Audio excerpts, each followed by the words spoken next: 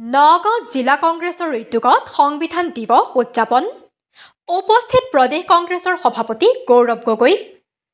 আজি নগাঁও জিলা কংগ্ৰেছৰ উদ্যোগত আৰু নগাঁও জিলা কংগ্ৰেছ সেৱা দলৰ সহযোগত আয়োজন কৰা হৈছে সংবিধান দিৱস। এই সংবিধান দিৱসৰ কাৰ্যসূচীত নগাঁও শ্বহীদ ভৱনৰ পৰা সংবিধান বচাওক দেশ বচাওক শীৰ্ষক এক পদযাত্ৰা বাহিৰ কৰা হয়।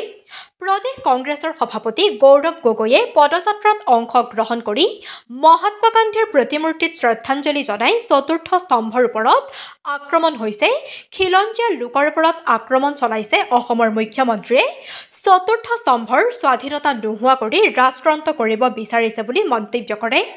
অসমৰ ৰাইজৰ লগত সদায় কংগ্ৰেছ দল আছে বুলিও মন্তব্য কৰে গৌৰৱ গগৈয়ে। জিলা কংগ্ৰেছৰ কাৰ্যালয় ৰাজীৱ ভৱনতো এক জনসভা অনুষ্ঠিত কৰে। সংবিধান দিৱসৰ এই কাৰ্যসূচীত আজি প্ৰদেশ কংগ্ৰেছৰ সভাপতি গৌৰৱ গগৈ, সাংসদ প্ৰদ্যুৎ বৰদলৈ, ৰকিবুল হুছেইনকে আদি কৰি কেইবাগৰাকীও জ্যেষ্ঠ কংগ্ৰেছ নেতাকৰ্মীয়ে অংশগ্ৰহণ কৰে। সংবিধানটো অধ্যয়ন কৰে, প্ৰিয়াম্বলটো অধ্যয়ন কৰে, ইয়াত ন্যায়ৰ কথা লিখা আছে, সামাজিক ন্যায়। আজি সামাজিক ন্যায় ক'ত আছে?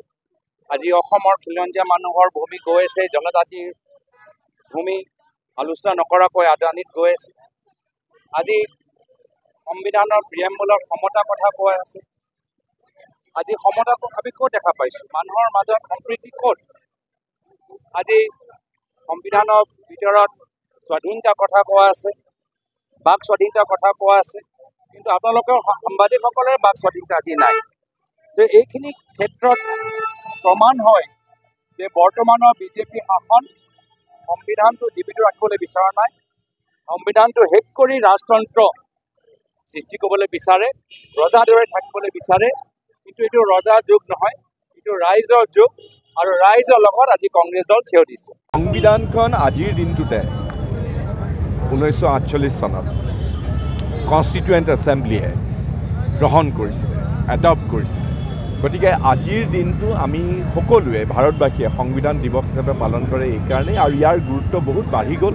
কাৰণ এই সংবিধানখনৰ ওপৰত অহৰহভাৱে বিজেপি আৰু RSSে আক্ৰমণ কৰি আহিছে। কৰি পেলাই আক্ৰমণ কৰাই নহয়, তেওঁলোকে সংবিধানখনৰ যিবিলাক মূল ভিত্তি আছে, সেই ভিত্তিবিলাক তেওঁলোকে অৱক্ষয় কৰিবৰ বাবে তেওঁলোকে চেষ্টা কৰি আহিছে, অপব্যাখ্যা কৰিবৰ কাৰণে চেষ্টা কৰি আহিছে। সংবিধানখনক তেওঁলোকে বিচৰা ধৰণেৰে টু নেশ্যনছ থিয়ৰী, যিটো তেওঁলোকে দেশ স্বাধীন হোৱাৰ আগতে RSSে যিটো হিন্দু মহাসভাই বা মুছলিম লীগে যিটো আৰম্ভ কৰিছিলে, সেই টু নেশ্যনছ থিয়ৰীটো কবৰৰ পৰা উঠাই পেলাই তেওঁলোকে আকৌ পুনৰ্জীৱিত কৰিবৰ কাৰণে চেষ্টা কৰিছে, আৰু সংবিধানখনক তেওঁলোকে ব্যৱহাৰ কৰিবলৈ চেষ্টা কৰিছে, যিটোৰ বিৰুদ্ধে আমি প্ৰত্যেকজন সচেতন ভাৰতীয়ই, কংগ্ৰেছ দলে বা সকলোৱে যুদ্ধত অৱতীৰ্ণ হৈছে, আৰু সংবিধানখন ৰক্ষা কৰিবৰ বাবে আমি মৰণপণ লৈ পেলাই আমি সংবিধানক ৰক্ষা কৰিম। আৰু আজিৰ দিনটো সেইকাৰণে অত্যন্ত গুৰুত্বপূৰ্ণ, সেইকাৰণে আমি সংবিধান দিৱস হিচাপে